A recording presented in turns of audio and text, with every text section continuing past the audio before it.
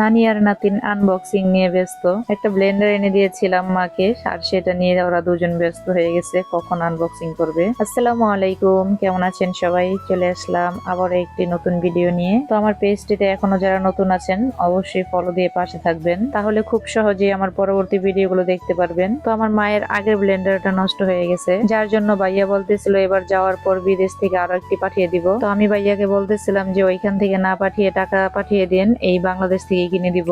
বাংলাদেশ থেকে নেয়ার একটা সুবিধা হচ্ছে কোনো সমস্যা দিলে ওনারা আবার সার্ভিসিং করে দেয়, আর বিদেশ থেকে পাঠালে এই সুবিধাটা থাকে না। তো ভাইয়া বলতেছিল দেশের থেকে নিলে ভালো হবে কিনা। তো আমি বললাম যে আগে নিয়ে আসি, তারপর দেখেন, বিদেশিটার থেকেও কম না। তারপর ভাইয়া বলল ঠিক আছে, টাকা পাঠিয়ে দিচ্ছি, দেশের থেকে তাহলে নিয়ে দাও। তো যেমন কথা তেমন কাজ, সুন্দর একটা কালার দেখে ভীষণের একটা ব্লেন্ডার এনে দিলাম। কালারটা দেখে মা অনেক খুশি হয়েছে, বলতেছে কালারটা অনেক সুন্দর হয়েছে। কালারের সাথে আরো পছন্দ করছে জুসারের জগটি। জুসারের জগটি এখন অনেকটা আনকমন করছে। তো ব্লেন্ডারের কালার আর জুসারের জগটা দেখে মা বলতেছিল এত সুন্দর জিনিসটা তো আমার ব্যবহার করতে মন চাইবে না, মন চাচ্ছে সবসময় সাজিয়ে রাখি। তো মা বলতেছিল যে এগুলো কিভাবে ইউজ করব আমাকে একটু দেখিয়ে দিয়ে যাও। তারপর আমি মাকে বললাম যে ডাকনাগুলো কিভাবে খোলা আর কিভাবে ফিটিং করে দেখো, এটা পারো কিনা। তারপর মা একটা একটা করে দেখতেছিল কিভাবে ফিটিং করে। তো ডাকনার সিস্টেমটা খুব সহজেই বুঝে গেছে, তাই আমিও মাকে বললাম এইটুকু যেহেতু পারছো পরের টুকু দেখিয়ে দিলে পারবা। তো এখন মাকে আরেকটি জিনিস দেখিয়ে দিচ্ছিলাম। মাকে বললাম ব্লেন্ডার যখন চালাইবা চলাকালীন যদি হঠাৎ বন্ধ হয়ে যায় তারপর ভাইবো না যে এটা নষ্ট হয়ে গেছে। কারণ হচ্ছে এটার নিচে যে অটো দেয়া আছে, এটা যখন হঠাৎ চলতে চলতে গরম হয়ে যাবে তখন এটা অটোমেটিক বন্ধ হয়ে যাবে। তারপর এই লাল বাটনটাতে চাপ দিলে আবার চলবো এটা। তারপর মা বলতেছিল এটা যদি না বলতো তাহলে তো আমি মনে করতাম নষ্ট হয়ে গেছে।